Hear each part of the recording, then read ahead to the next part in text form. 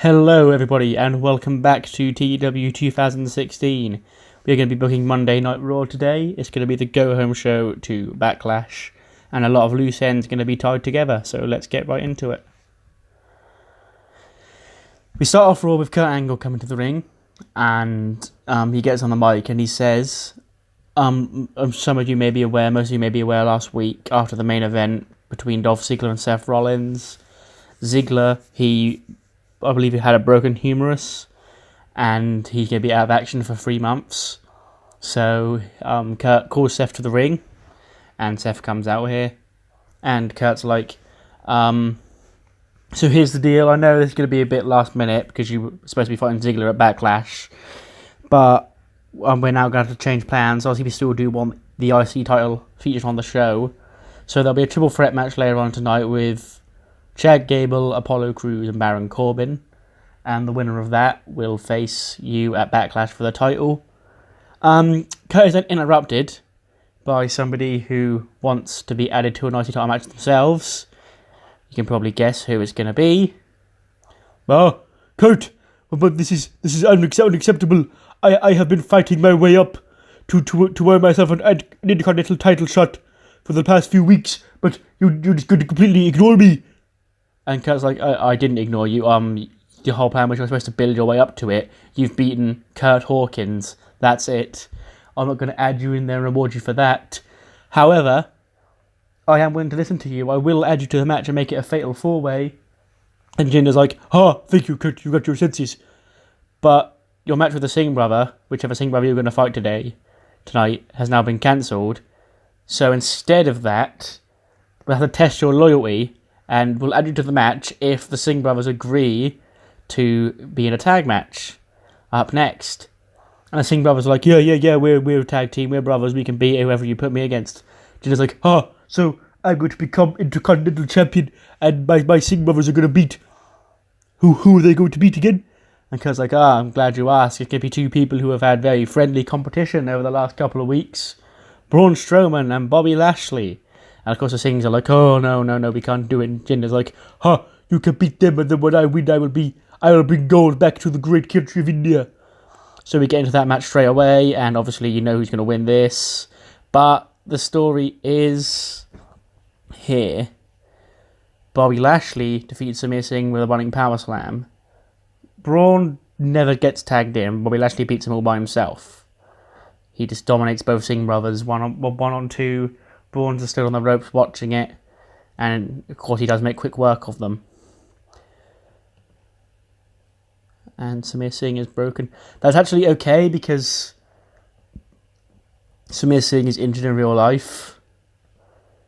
I don't know how long he's going to be out for though. Broken tibia is a pretty bad injury as well. But another injury, guys. And after the match, Bobby Lashley celebrates his win. He walks up the ramp. Titus is in the ring, still celebrating, going, yeah. Like Bobby Lashley just won the World Cup. And Braun gets into the ring. He's pissed off because, Bobby Lashley's made himself look like a fool because Bobby Lashley could dominate both the things by himself. And so Titus again gets these hands, gets his ass whooped by Braun Strowman. Braun Strowman just throws him, probably for a minute or two, he'd just throw him around. Bobby Lashley would be on the ramp, he'd want to come in there, but he wouldn't get in. And he'd be watching Titus getting slung about.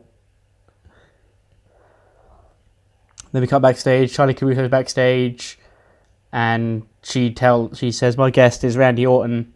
And Charlie's like, Randy, do you have any idea why Bobby Roode has taken such a disdain to you recently? You didn't like it.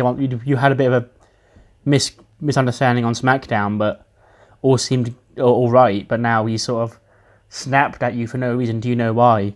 And then Randy's like, well, yeah, he didn't shake my dick hand. he wouldn't say that. Randy would say, Roode he's new here, and he's just trying to make a name for himself off the biggest name he can find, which obviously would be the name Randy Orton. And Orton's obviously like, I'm not mad at the action because obviously Orton used to be the legend killer. He did exactly the same thing that Bobby Roode is doing to him now, so he can't be angry at that. But he thinks Bobby is just being a dick about it, and Orton knows she's a changed man. He's not that man anymore, and he's going to make Bobby Roode pay for trying to step over him to get his name out there on Raw. Quick match, Ruby Riott versus Mickie James. Ruby Riott wins in a quick... This follow-up from last week where the Riott Squad beat her up for no reason because they were pissed off that they lost their match. And really, I think she can work through a strained calf muscle, that should be alright. After the match, Riott Squad again attacking Mickie James. They go to put the chair around her ankle again, do what's becoming their patented trademark, where they stomp on the ankle and crush it.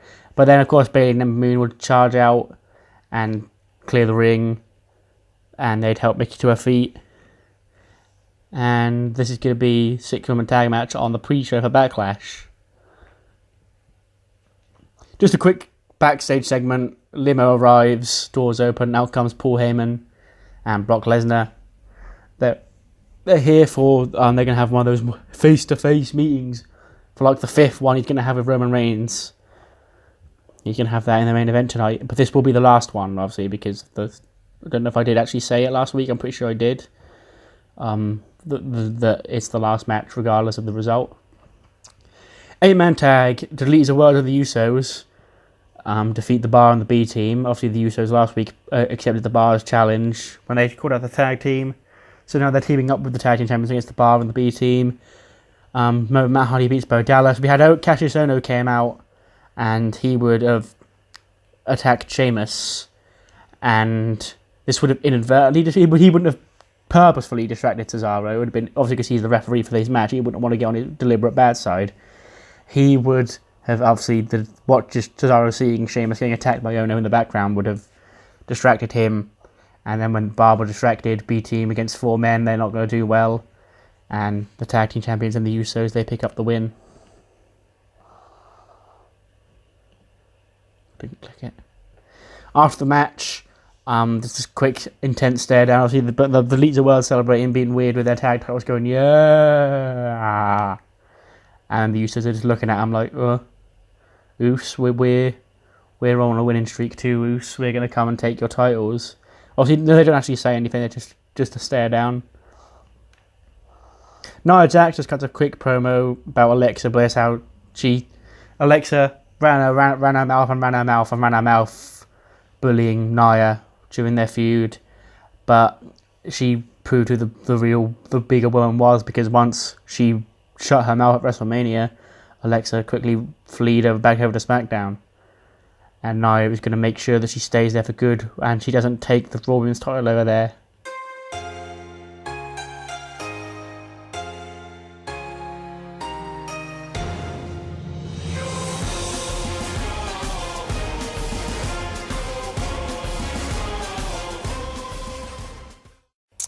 We then get the Fatal 4-Way match, the IC title match. Jinder, he picked up the win over Baron Corbin, Chad Gable and Apollo Crews. And it would be... It says he won with the Colossus. That's not actually true. It would be...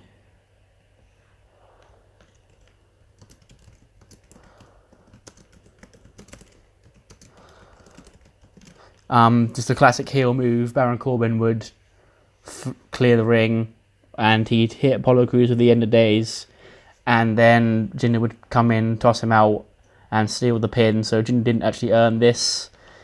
He actually would have taken most of the heat in the match. He'd just been bitched about for a lot, but he is going to Backlash. Backstage segment, we then get Roman Reigns and Kathy Kelly. Kathy Kelly's talking to Roman Reigns about Brock Lesnar. She says, "You lost to Brock at WrestleMania. You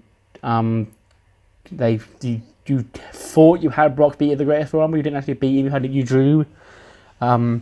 He's Brock Lesnar has your number. Have you got a game plan for how to beat Brock?" And Roman's like, "I don't need a game plan. I'm the big dog." And then the Usos walk up and they're like, "Hey, I know you're going up there with Brock tonight. He could easily attack you. Just let us know. We've always got your back, cuz." And Roman's like, "I don't need anyone's help. I'm the big dog. It's my yard. Woof woof." So he's basically blowing off his own cousins. Just a match, just a full time. Randy Orton defeated Goldust. An RKO. No implications at all here. Just a quick match. No improvements and no anything. After the match, Orton will be on his top rope doing the pose. and then the Glorious would hit over the PA system, and Orton would turn to the ramp, and it would be Mandy Leone coming out and not Bobby Roode, and she'd be like, Randy, you don't understand. Bobby's issues with you go way beyond him just trying to make a name for himself. He would basically be Bobby Roode twiddling around for ages. She wouldn't say in TNA, but in TNA. Working his way through the ranks to become one of the hottest properties in WWE, where he came to NXT and he won the title, and then he came to the main roster and he was in demand. Whereas he had to sit back all those years. He'd been wrestling longer than Orton, but he had to sit back and watch Orton just be handed all these opportunities just because he had a famous last name. Bobby Roode, he doesn't take that. He doesn't wait, and he's no longer going to wait in line. He's going to take. And once everyone realizes he can slay the Viper, then the sky's the limit for Bobby. And Orton's like, well, if Bobby's such a man about it, he's such a good wrestler. Well, where is he now?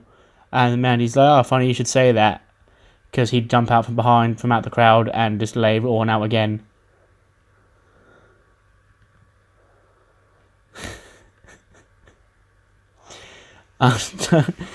Breezango are backstage, and they're just doing their normal Breezango stuff, like just being stupid. When Victor walks on screen, Victor is here, and he says, basically, hey, Connor got suspended for a wildness violation, so he's off TV. But Victor is a man by himself, so he questions, he's blaming Breezango for Connor's disappearance. He's like, hey, so where did you go? Where did Connor go, and what did you do to him? And Breezango's like, we don't want any of that, I'll go. And to prove it, Breezy Boy here is gonna knock some sense into you coming up next. Yeah, just turn him, why not? Breezy Boy does indeed beat Victor in 5 minutes. Just a quick way to get Tyler Breeze a win, because I do want to sort of not have it, maybe not push him to like Universal title or anything, but get him more established. Kurt's in his office, and then the door just barges open, and Braun Strowman comes in, doesn't knock. And Kurt's like, and Braun's like, why did you call me in it, Kurt? Kurt's like, I need to know why. Why do you keep attacking Titus? Titus is just Bobby Lashley. He's the manager, the sports agent or whatever, Bobby Lashley, helping him along. He's done nothing to deserve what you've been doing to him. Braun's like, Bobby Lashley made me look like a fool. I need to prove to Bobby Lashley that I'm stronger than he is. And Kurt's like, well, you don't do that by attacking men in suits. You do that by wrestling each other, by fighting each other. And that's exactly what's going to happen at Backlash when you go one-on-one with Bobby Lashley. And Braun just does his creepy smile and walks out.